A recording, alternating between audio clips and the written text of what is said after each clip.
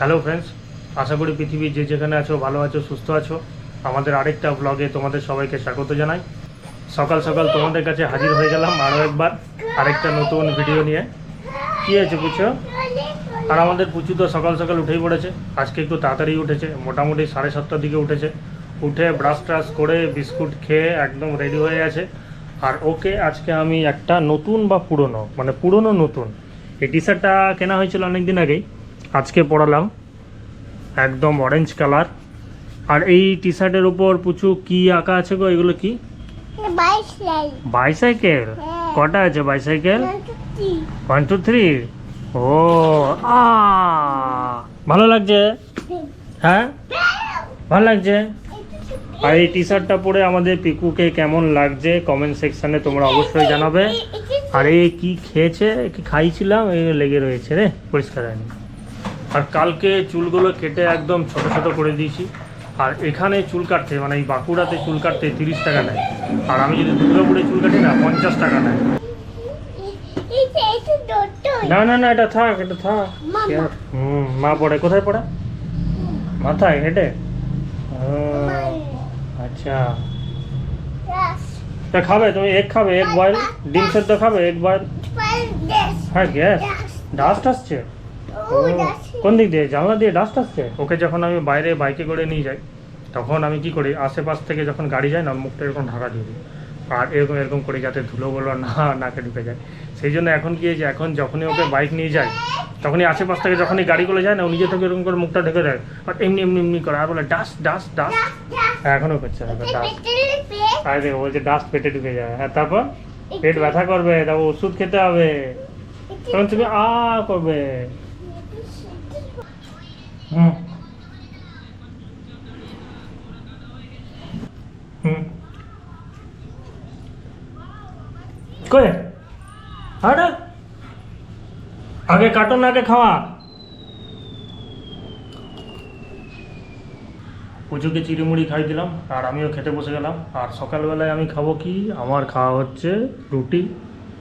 এখানে আছে বেগুন ভাজা, আর হচ্ছে আলু পটলের তরকারি, আর নিয়ে নিয়েছি একটা কলা। এই হচ্ছে আমার সকালের ব্রেকফাস্ট। ঘরে যা আছে তাই খাও, তো খাই খাই করো না, এটা খাবো সেটা খাবো, এটা খাবো না সেটা খাবো না, ওগুলো করে লাভ নেই। ঘরে যা আছে তাই খেয়ে নিজের পেটটা ভরাও।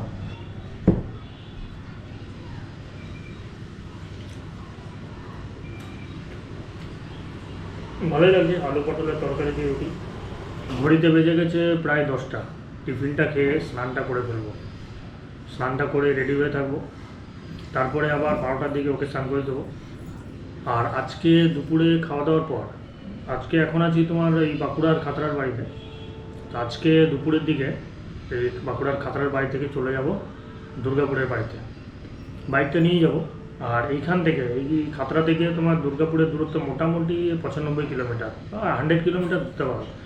এই বাড়ি থেকে আমার বাড়ি 105 কিলোমিটার এরকম হবে। তো বাইক নিয়ে যাব, মোটামুটি 2.5 থেকে 3 ঘন্টা সময় লাগবে। ভেবে রেখেছি এখান থেকে মোটামুটি 3টের দিকে বেরোবো। তাহলে মোটামুটি সন্ধ্যের আগে 6টার দিকে বাড়িতে ঢুকে যাবো। থেকে বাবু শোনা হচ্ছে কি না? বাবু শোনা হচ্ছে? হচ্ছে তো? এ দেখি, এদিকে দেখি, দেখি দেখি দেখি বাবু শোনা হচ্ছে কিনা। আমাদের পুচুকে কি বাবু সোনা লাগছে? লাগছে তো বাবু সোনা। আর স্নান আমারও হয়ে গেছে, আর পুচুকেও স্নান করে দিয়েছি সকাল সকাল। ব্যাস, স্নান দুজনের হয়ে গেছে, এখন একদম।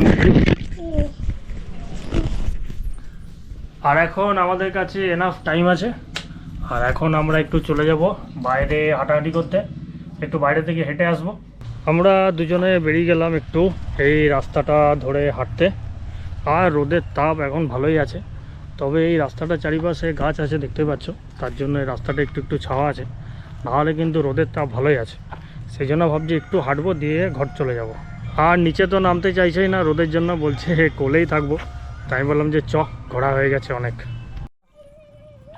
এ কাউ দেবে একদম। ফিঙ্গার দাও, ফিঙ্গার ফিঙ্গার ফিঙ্গার। হ্যাঁ, ফিঙ্গার দাও, ফিঙ্গার করে। তো এবার সোজা এই রাস্তা বাড়ি চলে যায়। হ্যাঁ না, বাড়ি বাড়ি বাঁকুড়ার খাতড়ার বাড়ি থেকে বেরিয়েছিলাম মোটামুটি 3টে 15-র দিকে। আর এখন বাজে ঘড়িতে দুপুর 3:30। 15 মিনিট বাইক রাইড করে চলে আসলাম।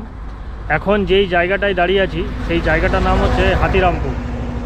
আর এই জায়গাটাতে এসে দাঁড়ালাম তার কারণ হচ্ছে এই যে চারিদিকে দেখতে পাচ্ছ না, মাঠ ঘাট, এই সামনে খেজুর গাছ, এইগুলো দেখবার জন্য এই জায়গাটাতে দাঁড়িয়ে গেলাম।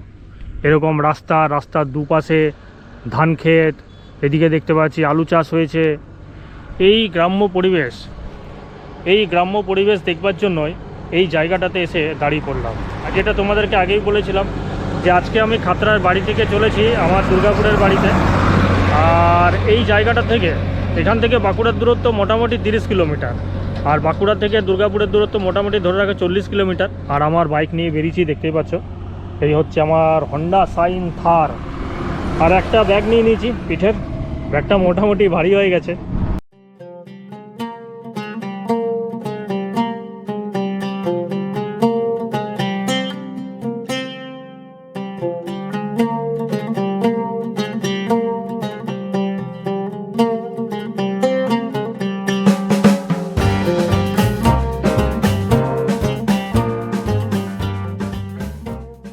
খাতড়া থেকে বাঁকুড়ার দূরত্ব 40 কিলোমিটার।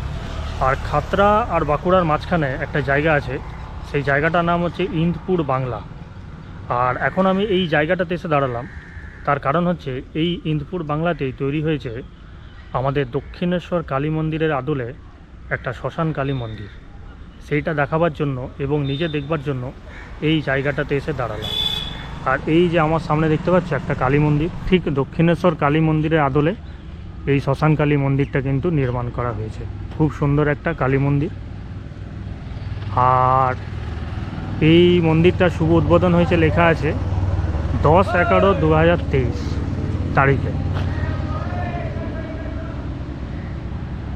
আর উদ্বোধন করেছেন শ্রীমৎ স্বামী কীর্তিবাসানন্দজি মহারাজ, রামকৃষ্ণ মঠ, বাঁকুড়ার। আর এখানে লেখা আছে দেখতে পাচ্ছ ইন্দপুর বাস স্ট্যান্ড শ্মশান কালী মন্দির। আর ভেতরে এখন গেট তোমার বন্ধ আছে। আর ভেতরে একটা মা কালীর মূর্তি আছে খুব সুন্দর। এখান থেকে গোপ্রোতে দেখতে পাচ্ছ কিনা জানি না, ক্যামেরাতে ভেতরে খুব সুন্দর একটা মা কালীর মূর্তি আছে। আর এখন মন্দিরটার মেন দরজা বন্ধ আছে। আর এই চারিদিকটাই তুমি যদি দেখো ছোট ছোট শিবের মন্দির করা হয়েছে। প্রত্যেকটা মন্দিরে শিবলিঙ্গ আছে একদম লাইন দিয়ে।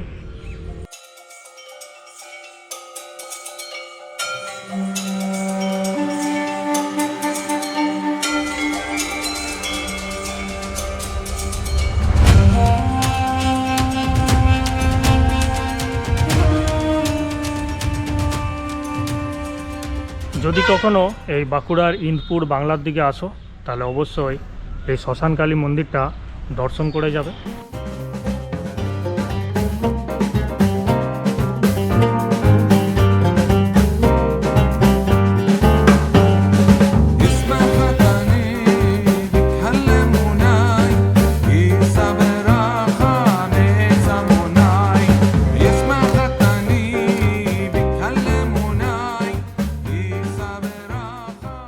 বাঁকুড়া পার করে গেলাম। আর বাঁকুড়া পার করে এখন যেই জায়গাটাতে এসে দাঁড়িয়ে আছি সেই জায়গাটার নাম হচ্ছে বেলবনি।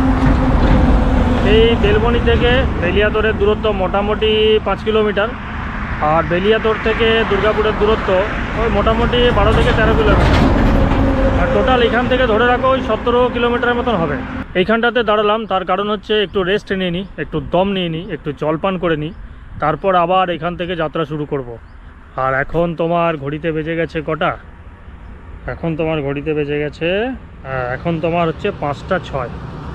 দেখতে পাচ্ছ কিনা জানি না, 5টা 6 বাজে।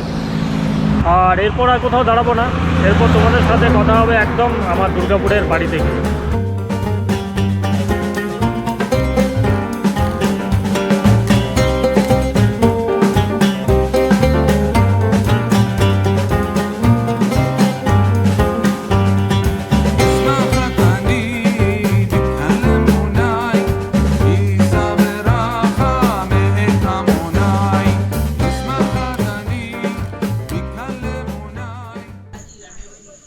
চলে আসলাম দুর্গাপুরের বাড়িতে। আর বাড়িতে ঢুকেছি মোটামুটি 7টার দিকে, আর ওখান থেকে বেরিয়েছিলাম মোটামুটি 3:15। প্রায় তোমার 3.5 ঘন্টার উপরে টাইম লাগলো। আর লাস্ট ওই বেলবনিতে দাঁড়িয়েছিলাম, তারপর আর কোথাও দাঁড়ায়নি, একদম টানা এসছি। আর বড়জোড়াতে হালকা জ্যাম ছিল, সেই জন্য একটু লেট হলো বাড়িতে আসতে। আর এখন বাড়িতে এসে বসে আছি, আর বাড়িতে এসে বসে বসে খাচ্ছি মাঞ্চ। আর এখন ঘড়িতে বেজে গেছে তোমার 8:09। আর ওদিকে মা রুটি করছে, রাত্রেবেলা রুটি খাবো। রুটি খেয়ে দেবো একটা ঘুম। মোটামুটি ক্লান্ত বলতে পারো, খুব একটা যে টায়ার্ড হয়ে গেছি সেটাও নয়। আর আজকের ভিডিওটা এখানেই শেষ করছি। ব্লগটা কেমন লেগেছে সেটা কমেন্ট সেকশন অবশ্যই জানাবে। ভালো লেগে থাকলে একটা লাইক করবে, চ্যানেলটা আমার সাবস্ক্রাইব করবে। দেখা হচ্ছে পরের ভিডিওতে। Good night.